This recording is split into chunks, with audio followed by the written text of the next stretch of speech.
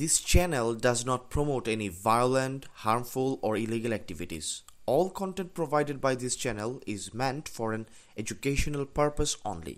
Milestone ট্র্যাজেডির পর গত 22 জুলাই সচিবালয়ে ছাত্রদের হামলা এবং মাইলস্টোন স্কুলে আইন উপদেষ্টা, শিক্ষা উপদেষ্টা এবং প্রধান উপদেষ্টার প্রেস সচিব 9 ঘণ্টা অবরুদ্ধ থাকেন।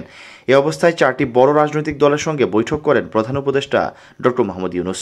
বৈঠকে বিএনপি, জামায়াত ইসলামী, ইসলামী আন্দোলনের সঙ্গে ডাক পায় জাতীয় নাগরিক পার্টি এনসিপি। পরদিন গত 23 জুলাই 13টি দলের নেতাদের সঙ্গে বৈঠকে বসেন প্রধান উপদেষ্টা। বৈঠক থেকে বেরিয়ে এসে গণ অধিকার পরিষদের সভাপতি নুরুল হক নূর গণমাধ্যমে বলেন, 4টা দলকে কোন ক্রাইটেরিয়ায় বড় দল হিসেবে সিলেক্ট করল সরকার? জাতীয় নাগরিক পার্টি এনসিপির নিবন্ধনই নাই। বড় দল হিসেবে কিভাবে তাদের সরকার ডাকে, এমন প্রশ্ন তুলেছেন গণ অধিকার পরিষদের সভাপতি নুরুল হক নূর। কারণ ধরেন বিএনপি রাষ্ট্র ক্ষমতায় ছিল, তাদের এখনও রাজনীতির মাঠে তাদের একটা শক্ত অবস্থান, সেই ক্রাইটেরিয়ায় বিএনপির মতো একটা বড় দলের সাথে সরকার আলাপ করতে পারে তার কোনো ইস্যুতে। কিন্তু 4টা দলকে কোন ক্রাইটেরিয়ায় বড় দল কিংবা প্রধান দল হিসেবে তারা সিলেক্ট করলো, এবং তার মধ্যে একটা দলের তো নিবন্ধনই নাই, সদ্য গঠিত হয়েছে। এবং এই অভিযোগটা মোটামুটি বৈঠকে উত্থাপিত যারা করেছেন বাকিরাও সমর্থন করেছেন যে সরকারের কর্মকাণ্ডে এবং ভূমিকায় দেখা গেছে যে তারা এনসিপির প্রতি একটু পক্ষপাত দুষ্ট ভূমিকা পালন করছে। তো এই রকমের একটা অভ্যুত্থানের পরে এত বিপুল জনপ্রিয় এবং জনসমর্থিত সরকার যদি কোনো দিকে হেলে যায়, তাহলে তাদের প্রতি জনগণের সমর্থন কিন্তু সরে যাবে, যার ফলে আগামীতে কিন্তু প্রশ্ন তৈরি হতে পারে যে এই সরকারের অধীনে সুষ্ঠু নির্বাচন হবে কিনা। অন্তর্বর্তীকালীন সরকারের বৈষম্যমূলক আচরণ এবং এনসিপির প্রতি পক্ষপাতের অভিযোগ শুধু গণ অধিকার পরিষদের সভাপতি নুরুল হক নূরেরই নয়, দেশের বেশিরভাগ রাজনৈতিক দল ও রাজনীতি সচেতন মানুষের। বিএনপির চেয়ারপারসন বেগম খালেদা জিয়ার উপদেষ্টা ফজলুর রহমান আরেক কাঠি সরেশ। তিনি এনসিপির সঙ্গে বৈঠকে অংশগ্রহণ করায় বিএনপি মহাসচিব মির্জা ফখরুল ইসলামেরও সমালোচনা করেন। এই এনসিপির শিশু বাচ্চারা যখন সমানে সমানে তাদের সঙ্গে বসে থাকে, তখন আমার করতে ইচ্ছা করে। এরা কারা? এদের সাথে আমাদের নেতা, আমরা যাদেরকে নেতা মানি, তারা গিয়া বরং তারা আরো উপরের দিকে বসে থাকে, তাদের গুরুত্ব আরো অনেক বেশি। এখানে মহাসচিব বা আমাদের স্থায়ী কমিটির সদস্যরা কেন যান? তারা ওনারা বোধহয় বুঝতেছেন না যে জনপ্রিয়তা কিন্তু একজনের পকেট থেকে হাঁটতে হাঁটতে রাজনীতিতে আর একজনের পকেটে চলে যায়। চিরদিন জনপ্রিয়তা কারো সমান যায় না। জনপ্রিয়তা, আমি একজন নেতার শিষ্য ছিলাম, সিরাজুল আলম খান, উনি সবসময় বলতেন রাজনৈতিক জনপ্রিয়তা এক নেতার পকেট থেকে, এক দলের পকেট থেকে হাঁটতে হাঁটতে কিন্তু অন্য পকেটে চলে যায়।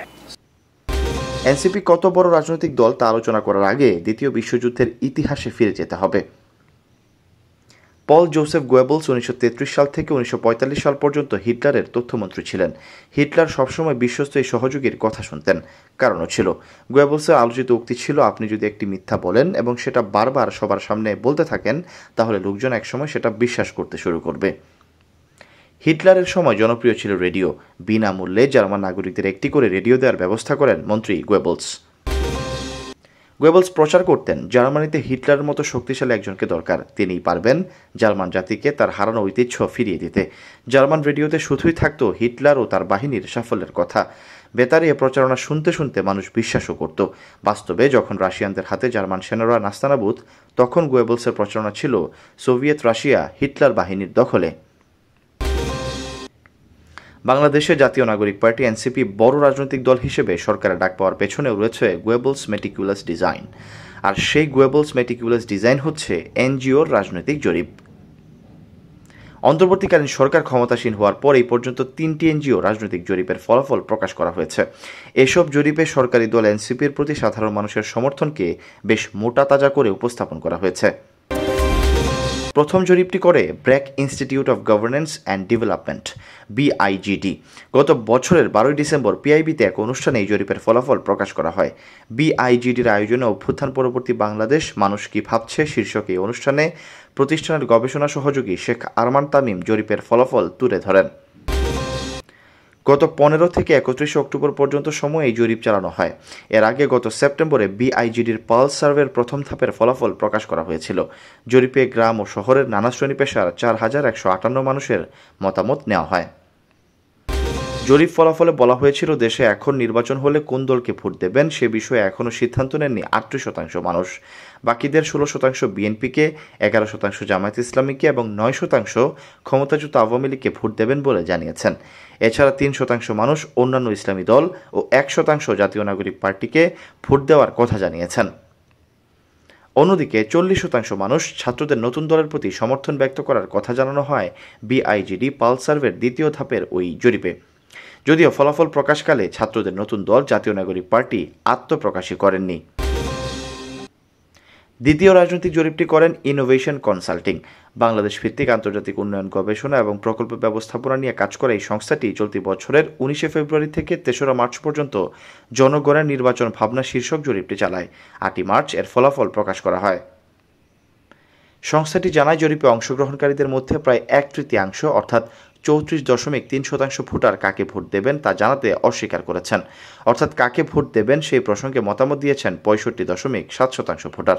মতামত দেননি 34.3% ভোটার।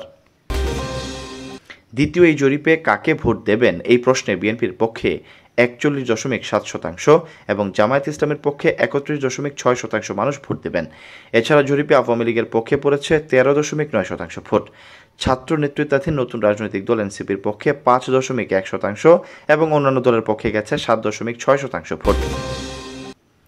তৃতীয় জরিপটি করেন বেসরকারি গবেষণার প্রতিষ্ঠান south Asian network on economic modelling, সংক্ষেপে সানেম।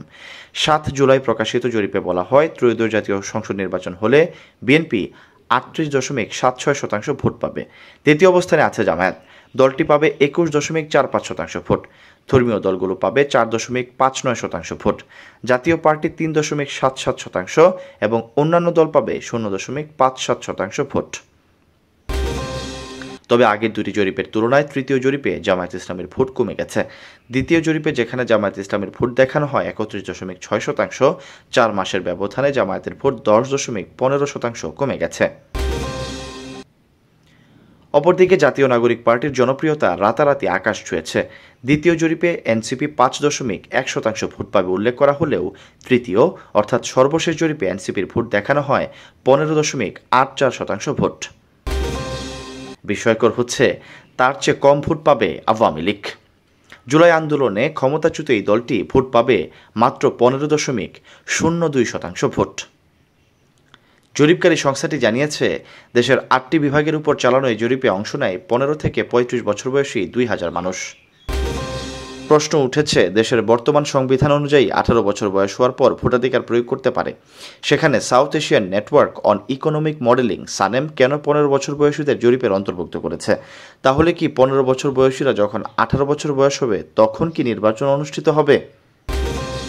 প্রসঙ্গত, শুভঙ্করের ফাঁকি কথাটি তো আমরা হরহামেশাই শুনে থাকি। প্রাচীন বাংলায় ভৃগুরাম দাস নামে এক গণিতবিদ ছিলেন। তিনি শুভঙ্করী নামক পাটিগণিতের রচয়িতা। পরবর্তীতে ভৃগুরাম পরিচিতি পায় শুভঙ্কর নামে। এই গণিতবিদ এমন কিছু নিয়ম বের করেছিলেন যেগুলোতে গোঁজামিল দিয়ে ভরা। হিসেব নিকেশের মারপেচে আসল বিষয় আড়ালে রেখে সাধারণ মানুষকে ধোঁকা দিয়ে ফায়দা হাসিল করার কৌশলকে শুভঙ্করের ফাঁকি বলা হয়ে থাকে। রাজনৈতিক বিশ্লেষকরা মনে করেন, প্রচারই প্রসার এই মন্ত্রে জুলাই 24 পরবর্তীতে 3টি এনজিওর মাধ্যমে রাজনৈতিক নির্বাচনী জরিপ পরিচালনা এবং পরবর্তীতে তার ফলাফল ফলাও করে প্রচার করে মূলত নিবন্ধন অপেক্ষমান সরকারি দল জাতীয় নাগরিক পার্টি এনসিপিকে বড় রাজনৈতিক দলের কাতারে উপস্থাপন করা হয়েছে। আর হিটলারের তথ্যমন্ত্রী গোয়েবলস এবং প্রাচীন গণিতবিদ শুভঙ্করের সূত্রের সংমিশ্রণে দেশের 50টি নিবন্ধিত দল এবং 144টি অনিবন্ধিত দলের মধ্যে তৃতীয় স্থানে উঠে এসেছে NCP. Syed Sakib, BNN news 24।